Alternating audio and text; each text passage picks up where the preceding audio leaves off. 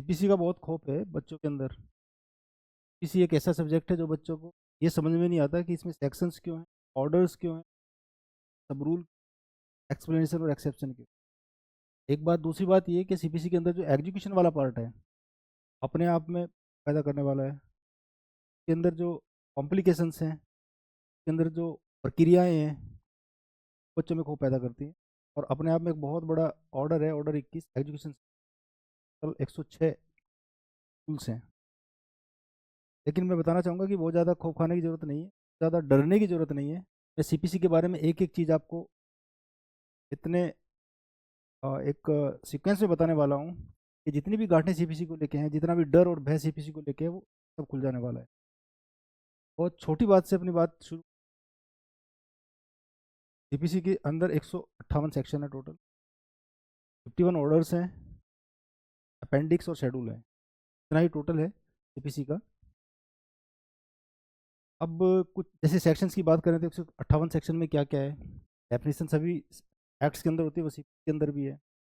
और डेफिनेशंस के अलावा आगे जो भी प्रोविजन है, कुछ एग्जीक्यूशन से रिलेटेड है, कुछ अपील से रिलेटेड है, एजुकेशन से रिलेटेड है, लेनियस प्रोविजन उसमें दे रखे हैं, कोर्ट्स की इनहेरेंट पावर के संबंध में है। हम जैसे जैसे ऑर्डर्स पढ़ते चलेंगे सीपीसी का, वैसे वैसे जो सेक्शंस है वो कहाँ पे किस ऑर्डर से रिलेट करते हैं वो भी साथ साथ देख।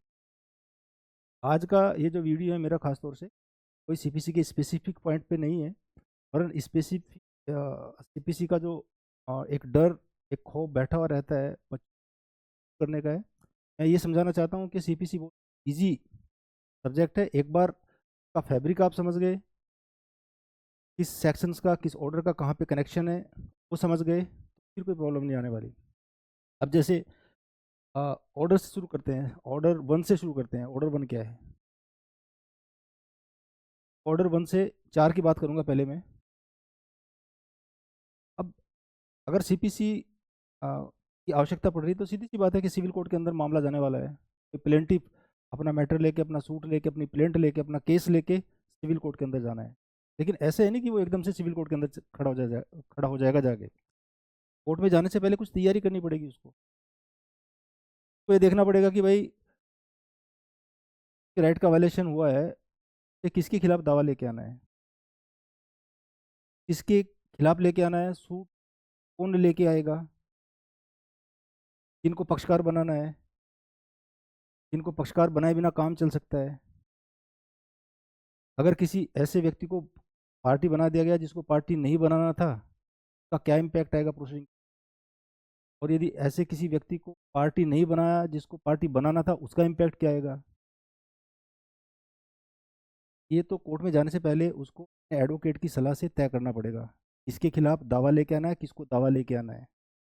यही ऑर्डर 1 कहता है सीपीसी कि भाई कोर्ट में आने से पहले तय कर लीजिए किस कौन दावा लेके आ रहा है, किसके खिलाफ लेके आ रहा है, किसको पार्टी बनाना है। इसमें अंदर सब कई कई चीज़ें हम जब डिटेल में इस ऑर्डर को पढ़ेंगे ये पढ़ेंगे, लेकिन मैं शुरुआती तौर पे बता रहा हूँ कि सिर्फ ये तय करना है कि दावा कौन लेके आ रहा है, दावा किसके खिलाफ आना है, पार्टी कौन होने वाली है। ये ऑर्डर 1 है। अब नेक्स्ट आता है ऑर्डर 2। ये भी कोर्ट में जाने से पहले ही आपको तय करना है, अपन पार्टी को तय करना है, अपने एडवोकेट से सलाह करके एडवोकेट को बताना है कि भाई सूट का फ्रेमिंग ऑफ सूट, ऑर्डर 2 में अगर देखेंगे तो फ्रेमिंग ऑफ सूट है, वो कैसे फ्रेम किया जाना है। फ्रेम करने का मतलब ये है कि सूट के अंदर क्या क्या कॉज ऑफ एक्शन लेने हैं, क्या क्या रिलीफ लेने हैं, या अगर एक ही कॉज ऑफ एक्शन के ऊपर एक से ज़्यादा रिलीफ है, सारे रिलीफ क्लेम करने जरूरी हैं, किन रिलीफ को छोड़ सकते हैं और बाकी रिलीफ के बारे में दावा लेके आ सकते हैं। यदि रिलीफ छोड़ सकते हैं तो उसमें कोर्ट का कैनुअल या कोर्ट की परमिशन उसके लिए जरूरी है या नहीं जरूरी है। दूसरा ये है कि अगर more than one cause of action है, एक से ज़्यादा वाद हेतुक है, क्वेश्चन ये पैदा होता है कि सारे वाद हेतुक के लिए एक ही दावा लेके आया जाए या अलग अलग दावे लाए जाएं। तो ये आप ऑर्डर 2 में पढ़ते हैं। फ्रेमिंग ऑफ सूट का मतलब ये है कि आप जो सूट के अंदर लेके आ रहे हैं उसमें आपको शामिल क्या करना है। आपके पास एक ही कोज ऑफ एक्शन है या एक से ज़्यादा कोज ऑफ एक्शन है, आपके पास एक ही कोज ऑफ एक्शन पे एक से ज़्यादा रिलीफ है या एक ही रिलीफ है, और एक से ज़्यादा अगर रिलीफ है तो क्या सारे इंक्लूड करना मैंडेटरी है, और अगर आप इंक्लूड नहीं करना चाहते सारे रिलीफ, कुछ कुछ छोड़ना चाहते हैं, तो उसकी क्या प्रक्रिया है? और फिर दूसरी बात ये है, क्या एक ही प्रॉपर्टी है उसके संबंध में दो कॉज ऑफ एक्शन हो सकती है, दो कॉज ऑफ एक्शन के आधार पे एक ही दावा आपको लाना चाहिए या एक से ज़्यादा दावा लेके आना चाहिए? बेसिकली जब पार्टी के सामने ये बातें आती है तो उसका एडवोकेट उसको एडवाइस करता है कि भाई हमें ऐसे फ्रेम करना पड़ेगा। इसीलिए मैंने कहा कि कोर्ट में आने से पहले ये चीज़ें तय करनी पड़ती है, सीधे आप कोर्ट में नहीं जा सकते, पहले ये चीज़ें तय करनी पड़ती। ये फ्रेमिंग सूट हो गया। अब ऑर्डर 3 हो गया, ऑर्डर 3 पे आइए। अब कोर्ट में जाने से पहले पार्टी को ये भी तय करना पड़ेगा कि भाई मुझे मेरा केस खुद लड़ना है, या वकील खड़ा करना है, या किसी एजेंट को खड़ा करना है। अगर आपने कोई एडवोकेट नियुक्त किया है तो अथॉरिटी कब तक कायम रहती है दावे के अंदर, कब खत्म हो जाती है? अगर एजेंट नियुक्त करना है तो उसकी वो कैसे आपको रिप्रेजेंट करता है कोर्ट में, है ना? तो ये भी आपके नियम है ऑर्डर 3 के अंदर। ये भी कोर्ट के अंदर आने से पहले पार्टी को अपने एडवोकेट की सलाह से तय करना होता है। तीसरा, थर्ड, इंस्टीट्यूशन ऑफ सूट। अब कोर्ट की तरफ बढ़ रही, सारी चीज़ें कर ली अभी। अब वो बताता है कि भाई इंस्टीट्यूशन कैसे होगा। कोर्ट में दावा करने से पहले ये पता होना चाहिए पार्टी को, उसके अधिवक्ता को, कि कोर्ट में कैसे होता है। ये ऑर्डर 4 है। ऑर्डर फिर 4 ये कहता है कि भाई कोई भी सूट आप कोर्ट में प्लेंट प्रेजेंट करके इंस्टीट्यूट कर सकते हैं। ये दो पार्ट होते हैं, एक तो प्रेजेंट किया और कोर्ट ने एक्सेप्ट किया। अगर आपने प्रेजेंट किया और कोर्ट ने उसको एक्सेप्ट कर लिया, उसके प्रेजेंटेशन को, तो प्रेजेंटेशन कंप्लीट है। और जैसे ही कोर्ट का प्रेजेंटेशन हुआ तो कोर्ट रजिस्टर में उस एंटर करती है, तो एक नंबर देती है, और जिस साल में वो सूट आपने वो प्लेंट फाइल की है, साल नंबर देती है। जैसे ही आपका रजिस्टर ऑफ में दर्ज हुआ, आपकी प्लेंट कन्वर्ट हो गई सूट के अंदर। दिस इज एक्चुअली,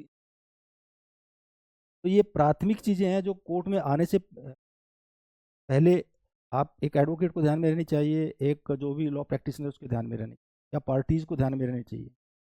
अब बात आती है अपनी बात कोर्ट में रखें। अभी सारी देख लिया कि भाई आपने ये भी देख लिया कौन दावा लेके आ रहा है, ये भी देख लिया किसके खिलाफ दावा लेके आ रहा है, ये भी तय कर लिया कि हमारे पास कितने, एक ही कॉज ऑफ एक्शन है, और एक ही कॉज ऑफ एक्शन पे ये भी तय कर लिया कि हमारे पास 2 रिलीफ हैं, 3 रिलीफ हम क्लेम कर सकते हैं, कितने रिलीफ हमें क्लेम करने हैं, ये भी तय कर लिया कि मुझे ये एडवोकेट नियुक्त कर। अब प्रश्न ये पैदा होता है, इतना होने के बाद आप सीधे कोर्ट में चले आएंगे और कहेंगे कि जी हमने सारी चीज़ें पूरी कर ली, ये हमारी बात है? नहीं, ऐसा नहीं है। इसके बाद आता है प्लीडिंग्स के बारे में आते हैं। प्लीडिंग से पहले मैं एक और बता दूं, सम्मन्स के बारे में। एक जैसे कोई प्लेंट आपने कोर्ट में फाइल करी है के रूप में इंस्टीट्यूट, तो उसमें जो पार्टी को कॉल किया जाता है, डिफेंडेंट को कॉल किया जाता है, उसके लिए एक ऑर्डर बना हुआ, ऑर्डर 5, ऑर्डर 5 जीपीसी के अंदर। अब उसमें बताया गया है कि समन्स का फॉर्मेट क्या होगा। दावा जैसे इंस्टीट्यूट होता है, पार्टी को समन जाते हैं, समन का फॉर्मेट क्या होगा, समन के अंदर क्या क्या लिखा जाएगा, समन्स के अंदर क्या क्या साथ जाएगा जब दूसरी पार्टी को भेजा जाता है।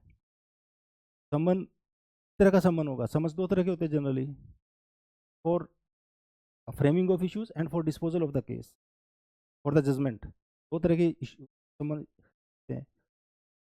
अब समन अगर जा रहा है तो उसकी सर्विस कैसे होगी, वो पार्टी पे सर्व कराने की क्या प्रक्रिया है, ऑर्डर में पढ़ते हैं। क्या समन पुलिस को भेजा जा सकता है? नहीं भेजा जा सकता है। तो उसके लिए क्या मैकेनिज्म है डिफेंडेंट पे सर्विस, समन सर्विस कराने की? अगर डिफेंडेंट जेल में है, उस पर सर्विस समन कराने की क्या प्रक्रिया? अगर वो किसी कोई पब्लिक ऑफिसर है, पब्लिक डिपार्टमेंट के अंदर है, या सोल्जर है, कोई सेलर है, एयरमैन है, आर्मी में है, ये क्या प्रक्रिया है सर्व कराने की? फिर प्रश्न ये पैदा होता है कि समन्स क्या जिस व्यक्ति का सम्मन है उसी को पर्सनल दिया जाएगा, या दूसरे घर के आदमी पे भी या किसी एजेंट पे भी सर्व करा सकते हैं, या कब करा सकते हैं? जो व्यक्ति दावा लेके आया प्लेंटिफ, उसको भी क्या सम्मन सर्विस के लिए दिया जा सकता है? दिया जा सकता है। अगर किसी भी भांति से सर्विस नहीं हो रही है सम्मन्स की, फिर क्या मेथड है, फॉरेन में कैसे सम्मन सर्विस कराएंगे? फिर ये है कि अगर बहुत ही रिस्पेक्टेबल, हाई रिस्पेक्टेबल पर्सन है, के लिए क्या सर्विस सम्मन्स में कुछ थोड़ा बहुत मॉडिफिकेशन कर सकते हैं? ये सारे रूल्स हैं रिलेटिंग टू सम्मन्स, ऑर्डर 5 के अंदर। यहाँ तक आपने पढ़ लिया ऑर्डर 1 से 5।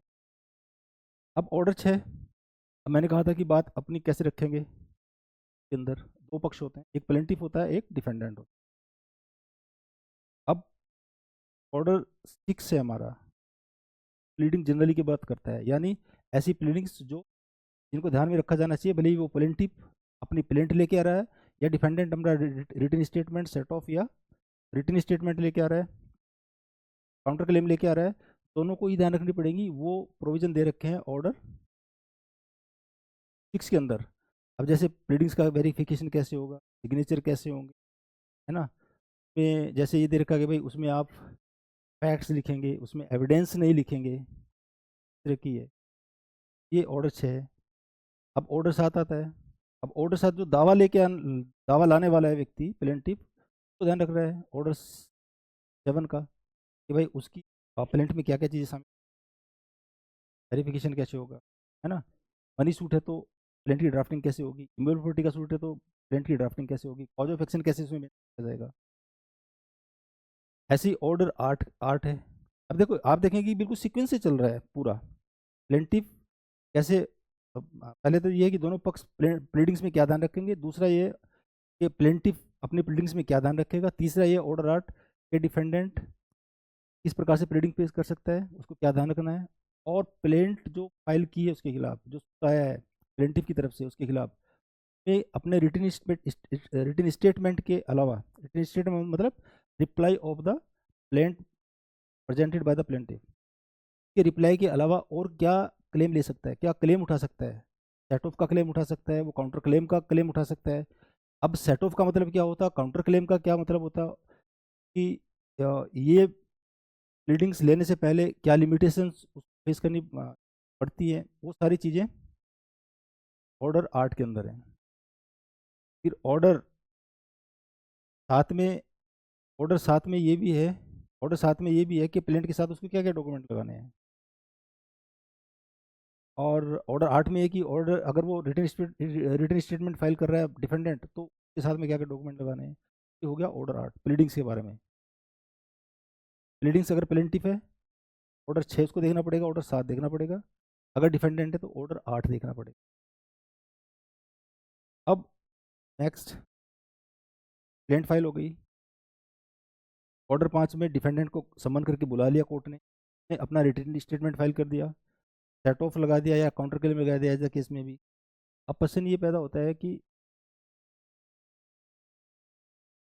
ऑर्डर 9 के अंदर में ये अपीरेंसेस के रूल क्या है, प्रोसीडिंग चलेगी कोर्ट में, पार्टीज कैसे, और क्या रोज उपस्थित होना या वकील के थ्रू भी उपस्थित हो सकते हैं।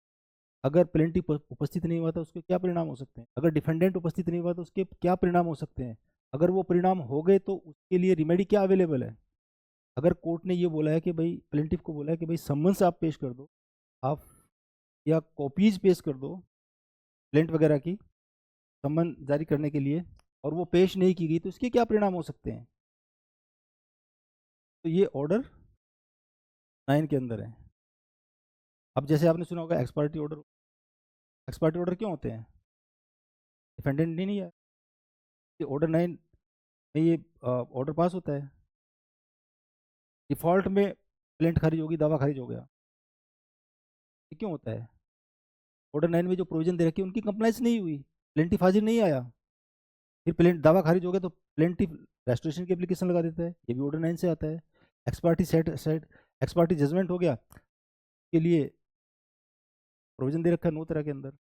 ये ऑर्डर 9 के अंदर ये ध्यान रखें कि ये पार्टी प्रोसीडिंग, कोर्ट में मामला चल रहा है, प्रोसीडिंग पार्टीज के उपस्थिति को लेके है, उपस्थित आना है नहीं आना है, कब नहीं आना है, नहीं आया तो उसका क्या परिणाम होगा, अगर वो परिणाम घटित हो गया तो उसके बाद पार्टी के पास क्या रिमेडी है, ये सारा ऑर्डर 9 के अंदर है। ये ऑर्डर 9 के प्रोविजन आप देखेंगे पूरा एक सीक्वेंस चल रहा है। Order 10 CPC. अब ऑर्डर 10 में यह है कि अगर दोनों पार्टी ने अपने अपनी प्लीडिंग्स फाइल की है, प्लेंटिफ ने भी डिफेंडेंट ने भी, ऑर्डर 10 ये कहता है कि प्लेंट कोर्ट उनके एडमिशन और डिनाइल की प्लीडिंग्स के बारे में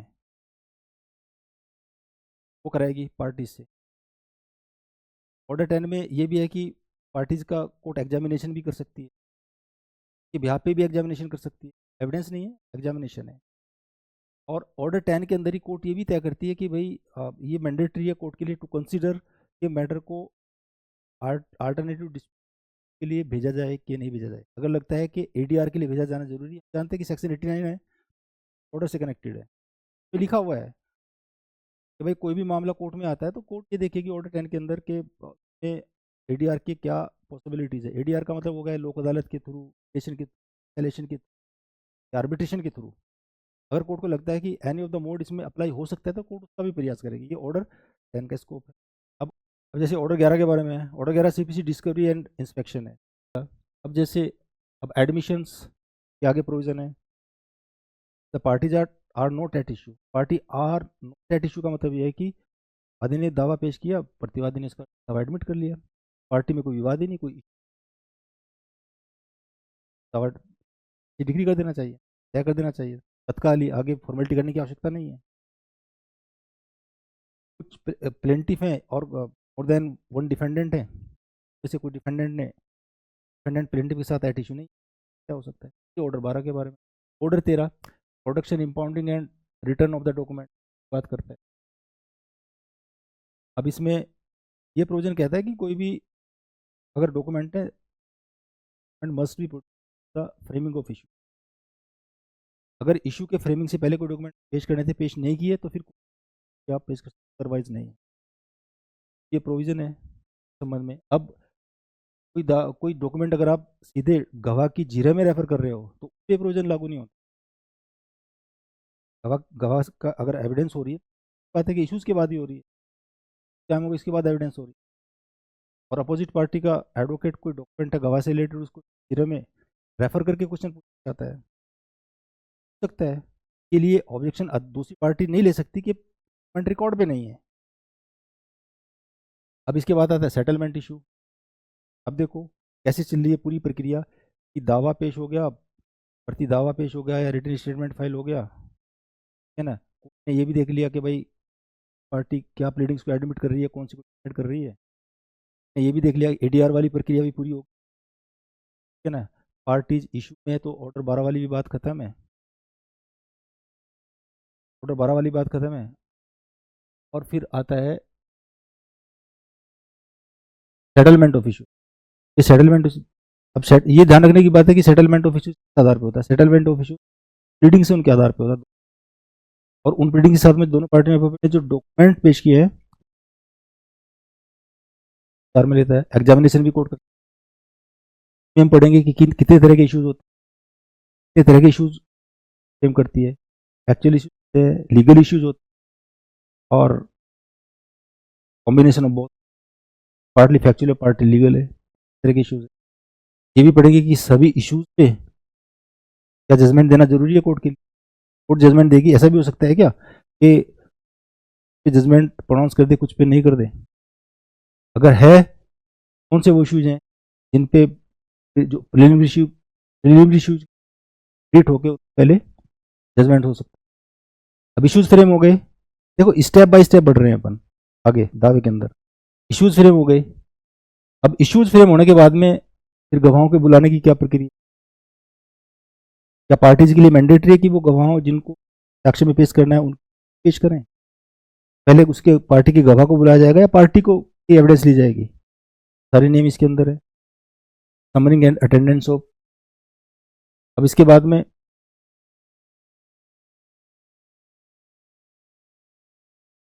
अब एडजर्नमेंट, तो हमने ऑर्डर 9 में पढ़ लिया कि पार्टीज प्रेजेंट कैसे होंगी। अब अपने को ये पता है कि भाई एक डेट पे तो तय नहीं हो जाएगा, तो बातें चलती ना भाई, तारीख पे तारीख दी जाती है, तारीख पे तारीख इसलिए दी जाती है, डिफरेंट डिफरेंट स्टेप्स होते हैं एक सूट के अंदर। एक डेट पे हो नहीं सकता है, उसके लिए एडजर्नमेंट जरूरी है, और फिर मोर देन वन केसेस होते हैं लिस्टेड कॉलेज के अंदर। ये जो एडजर्नमेंट की क्या प्रक्रिया रहेगी, ये ऑर्डर 17 कहता है। कोर्ट में grant time and adjourn hearing ये दे रखा है, अपने मन से नहीं देती है, इसके लिए बाकायदा कानून बना रखा है लेजिस्लेशन, एडजॉर्नमेंट कर सकते हैं और ये जरूरी है। अगर एडजॉर्नमेंट का कानून नहीं होता तो बड़ा मुश्किल होता मुकदमों को तय करना। फिर उसके बाद में ऑर्डर 18 आता है, ये भी इंपॉर्टेंट ऑर्डर है। गवाह बुला रहे हैं ऑर्डर 16 के अंदर, भाई और उनके बयान होते हैं।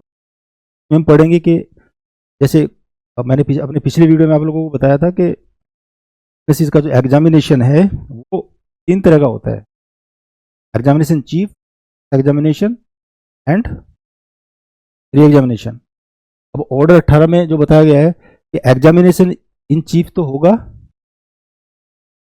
एफिडेविट पे, बाकी क्रॉस एग्जामिनेशन होगा कोर्ट के। ऑर्डर 18 में पढ़ेंगे, ये भी पढ़ेंगे कि जब एग्जामिनेशन चीफ का एफिडेविट कोई पार्टी अपना या अपने गवाह का पेश करती है, साथ में क्या डॉक्यूमेंट भी पेश कर सकती है, जजमेंट एंड डिक्री होगी।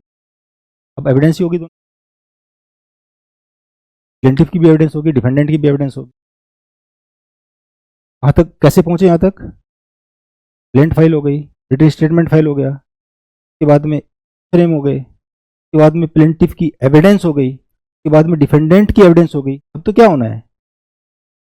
हियरिंग अब सुन के जजमेंट और डिक्री पास करनी है। अब जजमेंट में क्या क्या शामिल होगा, डिक्री में क्या क्या शामिल होगा, क्या सभी डिक्री एक जैसी तरह की होंगी?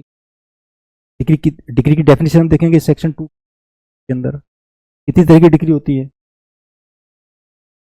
अगर मनी डिग्री है तो उसमें क्या क्या होगा, इंजंक्शन की डिग्री है तो उसमें क्या क्या होगा, पार्टीशन की डिग्री है तो उसमें क्या क्या होगा, account suit settlement of accounts की डिग्री है तो उसमें क्या होगा, अगर मॉर्गेज की डिग्री है तो उसमें क्या होगा। ये सारी चीज़ें हम इसमें जानेंगे। प्रीएम्पशन की डिग्री है तो उसमें क्या होगा, पोस्ट के बारे में प्रोविजन है, फिर जजमेंट हो गया। ध्यान रखना आप, ये है कि प्लेंट फाइल हुई, रिटन स्टेटमेंट फाइल हुआ, इश्यूज फ्रेम हुए, प्लेंटिफ की एविडेंस आई, डिफेंडेंट की एविडेंस आई, के बाद में जजमेंट हो गया और डिक्री हो गई। अब बात आती है कि उसका एग्जीक्यूशन हो, कैसे होगा डिक्री का निष्पादन कैसे होगा। अब वो डिक्री लेके बैठा रहेगा प्लेंटिफ, ये तो काम नहीं चलेगा।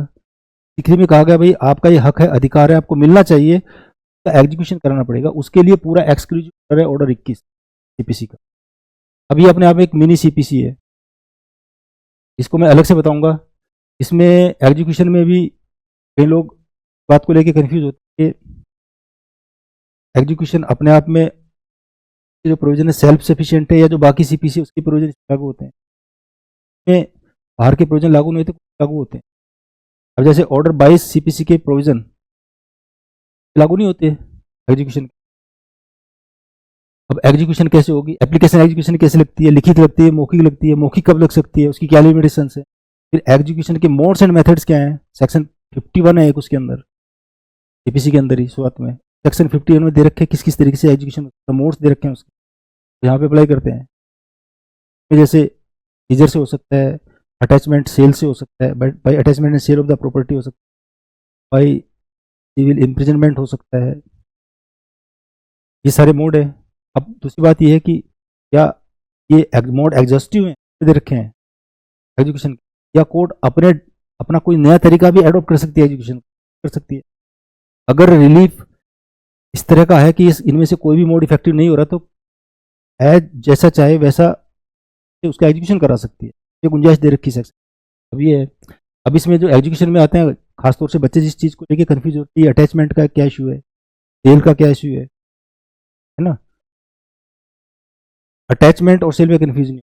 अटैचमेंट के बारे में तो सीधी ध्यान रखो, अटैचमेंट का एक सिंपल तरीका है, कोई अगर जजमेंट डेटर है, मद्यून है, जिसके खिलाफ डिक्री पास हुई है, अगर उसकी कोई प्रॉपर्टी है उसको अटैच किया जाना है, तो कुल मतलब इतना है कि उस जजमेंट डेटर को ये कहा जाता है कि भाई आप इस प्रॉपर्टी को अन्य व्यक्ति को ट्रांसफर नहीं करेंगे। बाकी सारी दुनिया को ये कहा जाता है कि आप कोई भी ट्रांसफर इस प्रॉपर्टी का पक्ष में नहीं लेंगे। This is attachment, property freeze हो गई एक तरीके से। ऐसा नहीं कि इमूवेबल प्रॉपर्टी की बात कर रहा हूँ, जहां तक मूवेबल की बात है, मूवेबल को सीज करके अटैच होती है।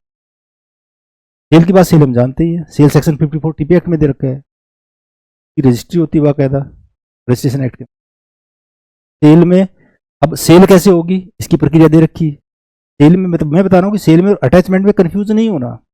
अटैचमेंट बिल्कुल एक प्रिवेंशन ऑर्डर है जो रोकता है मद्यून को कि आप ट्रांसफर नहीं करेंगे प्रॉपर्टी, प्रॉपर्टी उसी के पास रहती है, खेती भी करता है, सब कुछ करता है, और दूसरे लोगों को रोका जाता है कि भाई आप इस प्रॉपर्टी का कोई ट्रांसफर इससे एक्सेप्ट नहीं करेंगे। दिस इज सिंपली अटैचमेंट, ये कुर्क होगी संपत्ति, अब इसका विक्रय नहीं होगा। अगर विक्रय होगा अटैचमेंट के बाद पे वो नल एंड वाइड है, मॉर्गेज होगा वो भी नल एंड वाइड है। अब सेल का हमें पता ही है। अब सेल की अपनी प्रक्रिया इसमें दे रखी है। अब इसमें इमूवेबल प्रॉपर्टी के अटैचमेंट के प्रोविजन रूल ऑर्डर 21/54 में दे रखे हैं। अब सेल की जो प्रक्रिया है पब्लिक ऑक्शन से होगी, बाकायदा उसकी सारी चीजें बहुत ट्रांसपेरेंट है। बाकायदा उसकी सेल की नीलामी के जरिए जो सेल होती है एग्जीक्यूशन की शर्तें तय होती हैं दोनों पार्टी को बुला के, खासतौर से जजमेंट डेटर को बुला के। कोर्ट इसके लिए ऑफिसर अपॉइंट करती है। फिर अटैचमेंट की भी अलग, मूवेबल प्रॉपर्टी अलग होगी अटैचमेंट, और इमूवेबल की प्रॉपर्टी की अटैचमेंट अलग होगी। अगर एग्रीकल्चर प्रोड्यूस है ना, एग्जीक्यूशन का उसका अटैचमेंट का तरीका अलग है, या सेल का तरीका अलग अलग है। कोर्ट की डिक्री भी अटैच होती है, उसका भी तरीका अलग है ना। या कोई निगोशिएबल इंस्ट्रूमेंट है, उसका भी अटैचमेंट का प्रोविजन है, उसका तरीका अलग है। तो ये अटैचमेंट की चीज, अटैचमेंट है। अब अटैच होगी प्रॉपर्टी या सेल होगी, उसके खिलाफ ऑब्जेक्शन आते हैं कई बार। अटैच कर ली प्रॉपर्टी, थर्ड पार्टी आती है, कहती साहब ये तो प्रॉपर्टी मेरी है, ये तो जजमेंट डेटर की प्रॉपर्टी नहीं है। अब वो ऑब्जेक्शन लेके आ गया ऑर्डर 21/58 के। अब कोर्ट को तय करने पड़ते हैं क्या प्रक्रिया, वो भी मैं बता। अब सेल हो गई, फाइनली सेल कर दी एग्जीक्यूशन, जजमेंट डेटर की प्रॉपर्टी एग्जीक्यूशन में सेल कर दी। लेकिन इस सेल को भी सेटिस्फाइड किया जा कराया जा सकता है, इसके लिए भी ग्राउंड दे रखे हैं ऑर्डर 89, 90, 92 ग्राउंड में आपको सारी चीजें। ऐसी पोजेशन की कोई डिग्री है, डिफेंडेंट के जजमेंट डेटर के खिलाफ कोई डिग्री है पोजेशन की, एग्जीक्यूशन लगाई, कोर्ट की तरफ से ऑफिसर गया एग्जीक्यूशन कराने के लिए, वहां तो कोई थर्ड पार्टी बैठी है प्रॉपर्टी पे जिसका एग्जीक्यूशन जजमेंट डेटर के खिलाफ कराना था। वो पार्टी ये कहती है कि साहब मैं तो जजमेंट डेटर को नहीं जानता, उसकी नहीं, प्रॉपर्टी तो मेरी है, कब्जा मेरा है, मैं मालिक हूँ, मेरी खरीदी हुई है। अब एग्जीक्यूटिव कोर्ट इसको तय करेगी इसमें। ये सारी चीजें जो हम एग्जीक्यूशन में पढ़े, कुल मिला के मैं ये कह रहा हूँ कि इसमें इसका खौफ लेने की जरूरत नहीं है कि भाई एग्जीक्यूशन के प्रोविजन बड़े डिफिकल्ट है, बड़े उलझे हुए, ऐसा नहीं है। जब हम एक एक चीजों को पढ़ेंगे तो एक एक चीजें बड़े अच्छे से क्लियर होंगी। तो एग्जीक्यूशन, ये तो मेन पार्ट हो गया सीपीसी का, आगे भी मेन पार्ट है, लेकिन उसमें खासतौर से ऑर्डर 22 पे आते हैं। अब प्रोसीडिंग चल रही है, दावा चल रहा है, ये तो मैंने एक सीक्वेंस बता दिया कि प्रेजेंट प्लेंट प्रेजेंट हुई और का दावा वो डिक्री हुआ, उसका एग्जीक्यूशन। लेकिन इस बीच में ऐसा नहीं कि ये बिल्कुल सीधी इतनी प्रोसीडिंग इतनी सीधी है, बीच में कुछ भी हो सकता है। प्लेंट प्रेजेंट होने से लेके दावा डिक्री हुआ, जजमेंट हुआ, एग्जीक्यूशन चली, इसके बीच में सपोज करिए कोई पार्टी की डेथ हो गई, पार्टी की शादी हो गई, कोई महिला थी उसकी शादी हो गई, या पार्टी पेंडेंसी के दौरान दिवालिया हो गई, इंसॉल्वेंट हो गई, तो उसकी क्या प्रोविजन है? पार्टी के जो लीगल रिप्रेजेंटेटिव क्या उनको बना जाएगा, कि क्या नियम है, ठीक है ना। या during the pendency of the suit property transfer कर दी किसी को, एक सेक्शन 52 पढ़ते हैं हम टीपी एक्ट के अंदर, कहता है कि वो भी ट्रांसफर होगा, एक पार्टी का पेंडेंसी के दौरान किसी प्रॉपर्टी का ट्रांसफर कर देती है तो वो ट्रांसफर होगा, जो भी अंदर डिक्री पास होगी उसके सब्जेक्ट टू रहेगा। अब इसमें प्रोविजन, अगर पार्टी ने कोई ट्रांसफर कर दिया अपनी प्रॉपर्टी का ड्यूरिंग द पेंडेंसी, ए और बी के बीच में दावा चल रहा है, बी ने प्रॉपर्टी ट्रांसफर कर दी थर्ड पार्टी, प्रश्न ये पैदा होता है कि वो थर्ड पार्टी क्या बन सकती है, पार्टी बन सकती है प्रोविजन में, के बारे में लॉ क्या कहता है। ऑर्डर 22 हम देखेंगे। ऑर्डर 23 है, ऑर्डर 23 है withdrawal and adjustment of suit, compromise होते हैं। आबादी विड्रॉल कर सकता है अपना दावा, कभी भी कर सकता है, कंप्रोमाइज भी कर सकती है पार्टीज। कंडीशन है कि कंप्रोमाइज कब होगी, इसकी भी कंडीशन है कि विड्रॉल कब और किस रूप में। अगर विड्रॉल कर लिया वादी ने अपना क्लेम प्रतिवादी के खिलाफ, तो उसी कॉज ऑफ एक्शन पे दूसरा नहीं ला सकता, जब तक कि ये जो विड्रॉल था ये कोर्ट की परमिशन से नहीं किया गया हो। और कोर्ट के ऊपर ये राइडर है, अगर किसी सूट विड्रॉल करने की, किसी क्लेम को विड्रॉल करने की एप्लीकेशन लगती है, ये कहते हुए कि भाई subject to file fresh suit और फ्रेश क्लेम में विड्रॉल की अनुमति दी जाए, कोर्ट या तो उस एप्लीकेशन को एज ए होल रिजेक्ट करेगा, एक्सेप्ट करेगा, या एज ए होल रिजेक्ट करेगा। पार्टली नहीं कर सकता कि भाई आपको विड्रॉल की अनुमति दे दी लेकिन आपको फ्रेश क्लेम या फ्रेश सूट लाने का अनुमति नहीं देगी, ऐसा नहीं कर सकता। फिर डिटेल में प्रोविजन पढ़ेंगे, ठीक है ना। कंप्रोमाइज की क्या क्या फॉर्मेलिटीज है, क्या कोई भी कंप्रोमाइज हो सकता है, नहीं, या मौखिक भी हो सकता है, नहीं हो सकता। कंप्रोमाइज है, कोई सेटलमेंट है, तो वो लिखित में होगा, साइंड बाई पार्टीज होगा, लॉफुल होना चाहिए। अगर लॉफुल नहीं है तो कोर्ट सेटलमेंट को, कंप्रोमाइज को अटेस्ट नहीं कर सकती। ये बेसिक चीज़ है इसके अंदर। अगर कोई पार्टी कहती है कि साहब सेटलमेंट तो हुआ था, लेकिन मेरी जो कंसेंट थी, मेरी जो कंसेंट थी इनिशिएटेड बाय फ्रॉड थी, दूसरी पार्टी ने मुझे लेके मेरे दस्तखत करा लिए, या मेरे ऊपर कोर्शन था, मुझे मिस रिप्रेजेंट कर दिया, है ना, या मेरे ऊपर इंफ्लुएंस कर दिया और उस कारण से मेरे से राजीनामा करा लिया। अगर ऐसी बात पैदा होती है बाद में, जिस कोर्ट ने वो राजीनामा तस्दीक किया था वही तय करेगी, इसमें रखा है, उसके लिए अलग से सूट नहीं आएगा। ये चीज़ हम इसके अंदर पढ़ेंगे। अब कोर्ट में पेमेंट कैसे होता है ये आ जाएगा, सिक्योरिटी का है। अब कमीशंस हैं, ये भी, अब कमीशंस, दावा तो चल रहा है कोर्ट के अंदर, ये बात जरूरत होती है कि भाई कोर्ट को भी लगता है या पार्टी चाहती है कि भाई मौके की स्थिति आ जाए, या कोई सेटलमेंट ऑफ अकाउंट का दावा है एक कमीशन नियुक्त करने के लिए, या पार्टीशन का दावा उसके लिए, ये दावे के अंदर या डिग्री के बाद या प्राथमिक डिग्री के बाद और फाइनल डिग्री से पहले कई बार ये कमीशन इशू की सब पड़ती है कोर्ट को। अब कुछ स्पेशल सूट्स हैं, ऑर्डर 27 से लेकर ऑर्डर 37 तक, गवर्नमेंट के खिलाफ है, कॉरपोरेशन के खिलाफ है, और या फर्म या इंडिजेंट पर्सन के बारे में, या समरी सूट है ना, तो उनमें क्या प्रक्रिया होगी, या फैमिली मैटर्स में जो सूट आ रहे हैं कि उनके बारे में ये ऑर्डर 27 से लेकर 37 के बारे में डिटेल में पढ़ेंगे। ये अभी आप देख रहे हो कि मेन कोर्स तो बेसिकली जजमेंट और डिक्री और एग्जीक्यूशन भी खत्म हो गया, ऑर्डर 21 में खत्म हो गया, प्लेंट फाइल हुई, ऑर्डर 21 तक मेन कोर्स खत्म हो चुका प्रोसीडिंग का। लेकिन उस मेन कोर्स के दौरान क्या छोटी छोटी बातें बीच में आती हैं, वो प्रोविजन हम डील कर रहे हैं ऑर्डर 22 से लेके, ये ध्यान रखने की बात है, ठीक है। अब ये ऑर्डर 37 तक हो गया, ये समरी सूट आ गया, समरी सूट किन मामलों में लाई करता है, ये सारी चीजें। अब ये भी आगे भी arrestment and attachment before judgement, arrest before, ये भी मेन कोर्स के दौरान की बात है, दावा चल रहा है अभी। लेकिन एक पार्ट प्लेंटी एप्लीकेशन आता है कि साहब डिग्री पास होगी इसके अंदर तो एजुकेशन ही नहीं हो पाएगा, प्रॉपर्टी बेच के सारा अमेरिका भाग रहा है, या तो प्रॉपर्टी अटैच करो ताकि मेरी डिग्री जो पास हो, 20 लाख की मेरी डिग्री है, तो एजुकेशन कहाँ से होगा। ऐसी सूरत में कोर्ट अटैच कर सकती है प्रॉपर्टी बिफोर जजमेंट। जजमेंट नहीं आया कि इसके अंदर, जजमेंट तो अभी ऑर्डर 20 में आना है, लेकिन उससे पहले अटैच कर सकती है, या अगर सिचुएशन बनती है अरेस्ट भी कर सकती है। इन मामलों में अरेस्ट कर लेगी, अटैच कर लेगी प्रॉपर्टी बिफोर द जजमेंट, ये ऑर्डर के लिए स्पेसिफिक। ये भी अब टेम्पररी इंजंक्शन इंटरलोक्यूटरी ऑर्डर से, ऑर्डर 39 है। अब ये भी मेन कोर्स के दौरान का ही प्रोविजन है, दावा फाइल हुआ, अभी डिक्री नहीं हुआ, ना एजुकेशन, है ना, डिक्री नहीं हुआ अभी, के बीच पार्टी लेके आती है, जनरली दावा जैसे पेश होता है वो एक टेम्पररी इंजंक्शन की एप्लीकेशन लगा देती है पार्टी। सब दावा तो अभी टाइम लगेगा, जब तक तो प्रॉपर्टी बेच देगा या निर्माण कर लेगा, जबकि प्रॉपर्टी तो मेरी है, तो बहुत नुकसान हो जाएगा। एप्लीकेशन लगा सकती है, 2-3 चीज़ें साबित करनी पड़ेगी, और कोर्ट फिर वैसा ऑर्डर पास कर देगी भाई डिफेंडेंट कोई इसमें निर्माण नहीं करेगा, लेकिन उसके लिए 2-3 साबित करनी पड़ती है। इस टेम्पररी इंजंक्शन भी प्रेमा फेसी साबित करना पड़ेगा केस, टेम्पररी ये बैलेंस ऑफ कन्वीनियंस साबित करना पड़ेगा, इरेपरेबल लॉस साबित करना पड़ेगा। अगर ये तीनों चीज साबित कर देता है और प्लेंटी फेयरली आया है, विद ग्रीन हैंड्स आया है, के साथ आया है, कोर्ट फिर वो ये जारी कर सकती है। लेकिन इसका कुल मिला के ये टेम्पररी इंजंक्शन इसलिए है कि अभी फाइनली तय होना है दावे के अंदर किसके राइट क्या है।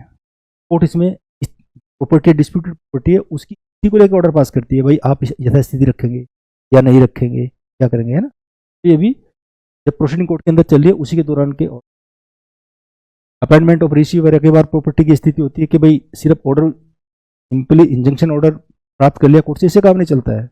ये जरूरी, सपोज करें कोर्ट को लग रहा है भाई मालिक तो प्लेंटिफ का है, प्लेंटिफ है मालिक तो, या जैसे मंदिर वगैरह में झगड़े होते हैं पुजारियों के अंदर, एक पुजारी कब्जा छोड़ा 10 साल से 15 साल से, इस बात से कन्विंस है भाई अधिकार दोनों का ले जा रहा है, या तो कोर्ट ऐसी व्यवस्था कर सकती है कि भाई जो इतने दिन ये करेगा, इतने दिन करेगा, ये करेगा, या कोर्ट पे रिसीवर ही अपॉइंट कर देगी, तो हिसाब किताब लग के फिर पार्टी में बांट देंगे। रिसीवर अपॉइंट बहुत ही स्ट्रॉन्ग मामले में होते हैं, अदरवाइज तो जनरली ऑर्डर 39 में चल जाता है ना, ये इंजंक्शन ले लिया या जो भी है कोर्ट से ऑर्डर प्राप्त कर लिया, लेकिन बहुत ही एक्सट्रीम मामलों में अगर जरूरी है अब रिसीवर की नियुक्ति पे ऑर्डर 40 है उसमें कर देती है रिसीवर।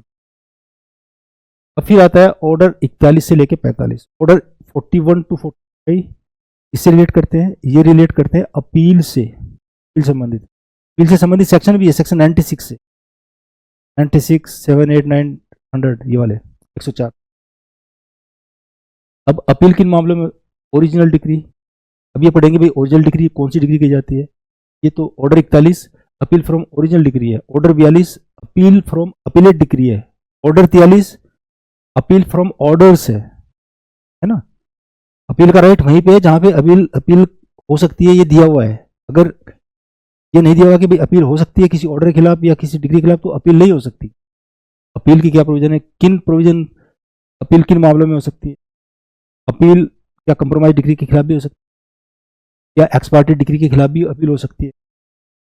ऑर्डर्स के खिलाफ अपील कब हो सकती है? देखा इसमें यह अपील फ्रॉम है ना, appeal from indigent person, by indigent person, तो इंडिजेंट पर्सन है वो अपील कब कर सकते हैं, इसके लिए अलग से प्रोविजन दे रखे हैं।